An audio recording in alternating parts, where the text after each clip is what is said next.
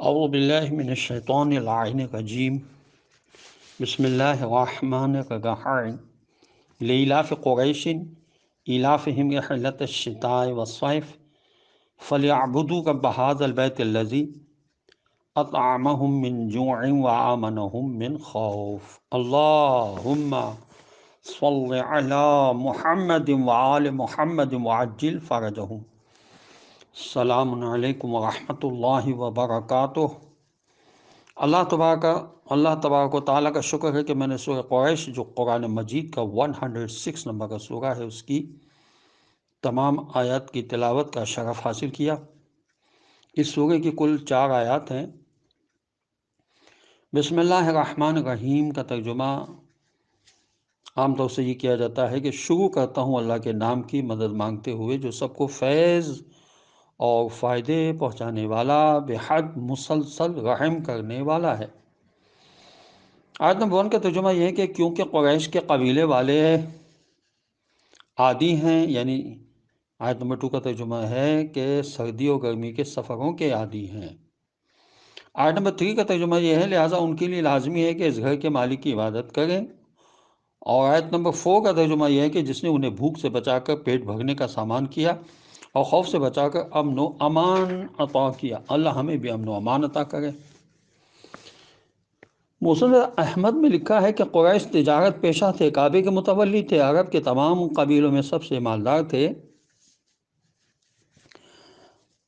ان کی وجہ سے مکہ تجارتی مرکز بن گیا تھا۔ یہ لوگ گرمیوں میں شام اور سردیوں میں یمن تجارتی قافلے لے جاتے تھے، اور کعبے کے متولی ہونے کی وجہ سے کوئی قبیلہ ان کا قافلہ نہیں لوٹتا تھا۔ پھر قریش سارے عرب قبیلوں سے زیادہ پڑھے لکھے تھے، اسی لیے رسول خدا صلی اللہ علیہ وسلم نے فرمایا کہ قریش قادۃ الناس، یعنی قریش لوگوں کے لیڈر ہیں۔ بہقی نے لکھا ہے کہ رسول خدا صلی اللہ علیہ وسلم نے فرمایا کہ پہلے عرب کی سرداری حمیر کے قبیلے کو حاصل تھی، پھر اللہ نے سرداری ان سے سلب کر کے قریش کو دے دی۔ تفسیر صافی اور تفسیر قمی میں لکھا ہے کہ یہ صورت اولین معنی میں ابو جہل و کفار قریش کے بارے میں اتری ہے، پھر ان جیسے جو ہوں گے ان کے لیے ہوگی۔ مفردات امام راغب نے لکھا کہ قریش کے معنی بقول ابن عباس یہ ہیں کہ سمندر کے ایک بڑے جانور کو کہتے ہیں جو ہر جانور کو آسانی سے کھا جاتا ہے۔ اس بات کو ثابت کرنے کے لیے حضرت ابن عباس نے بہت سے عرب شاعروں کے اشعار بھی پیش کیے ہیں، کیونکہ قریش کا قبیلہ قدرت، قوت اور رعب و داب میں زبردست تھا، اس لیے اس کو قریش کہتے تھے۔ لیکن بعض ماہرین نے قریش کے معنی تجارت پیشہ بھی لکھے ہیں۔ خداوند عالم کہ اس قدر احسانات کے باوجود قریش کے لوگ رسول خدا صلی اللہ علیہ وسلم کے سخت دشمن تھے۔ حالانکہ مکے کی سرزمین پر جہاں یہ قبیلہ رہتا تھا کوئی نہ کوئی دریا تھا، نہ باغ تھا، نہ باغ تھا، نہ کھیتی باڑی تھی۔ ان کی ساری ضرورتیں تجارت سے پوری ہوتی تھیں، اسی لیے وہ تجارت کے لیے سفر کرنے سے مانوس تھے۔ ان کو یہ ساری نعمتیں خدا کے گھر کے خادم ہونے کی وجہ سے ملی تھیں، اس لیے ان کو زیادہ خدا کی عبادت کرنی چاہیے تھی۔ دوسرا کفر نعمت یہ تھا کہ انہوں نے خدا کے گھر کو بتوں سے بھر رکھا تھا، تاکہ بتوں پر چڑھاوے آئیں، نذرانے لوگ پیش کریں اور یہ اڑا سکیں۔ یہ تفسیر کبیر اور تفسیر تفہیم القرآن میں لکھا ہے۔ شیخ الاسلام عثمانی صاحب نے لکھا کہ خدا قریش سے فرما رہا ہے کہ اس قدر احسانات کے بعد، خدا کے گھر سے ہر قسم کا مال و دولت، عزت، قوت، حفاظت پانے کے بعد بھی تم اس گھر کے مالک کی عبادت اور اطاعت کیوں نہیں کرتے؟ خدا کے رسول صلی اللہ علیہ وسلم پر ایمان کیوں نہیں لاتے؟ کیا یہ انتہائی ناشکری، احسان فراموشی اور نمک حرامی نہیں ہے؟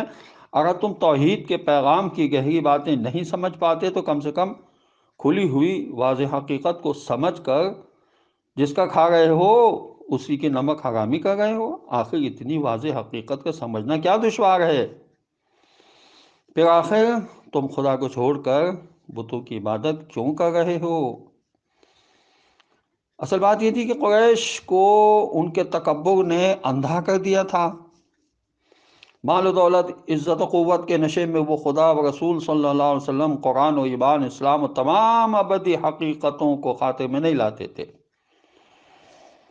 دوسری بات یہ تھی کہ ان کو بتوں کے نذرانے چڑھاوے ملتے تھے، اگر وہ بتوں کی مخالفت کرتے تو نذرانے نہ ملتے، اور اگر قوم ان کی مخالفت کرنے لگتی تو ان کی چوداہٹ بھی ختم ہو جاتی۔ تیسری کہ دولت نے ان کو بالکل اندھا کر دیا تھا، وہ سوچنے سمجھنے تک کی زحمت سے آگئی تھے۔ چوتھے یہ کہ ان کو آبا پرستی کا بھی روگ لگ گیا تھا، لکی کے فقیر تھے، جو باپ دادا نے کیا بس وہی ہم کریں گے، یہ ان کا شیوا تھا۔ حالانکہ قریش کے دادا حضرت ابراہیم علیہ السلام تھے، جو توحید کے زبردست علم بردار تھے، مگر قریش ان کے بعد آنے والے گمراہ باپ دادا کے پیروکار بنے ہوئے تھے۔ خداوند عالم کی بارگاہ میں دعا ہے کہ پروردگار ہمیں قرآن پڑھنے، سمجھنے اور اس پر عمل کرنے کی توفیق نصیب ہو۔ وارث قرآن حضرت امام زمانہ عجل اللہ تعالیٰ فرجہ شریف کا جلد ظہور ہو، اور خداوند عالم ان کے آبان و انصار میں ہمیں شامل فرما دے۔ والسلام علیکم ورحمۃ اللہ وبرکاتہ۔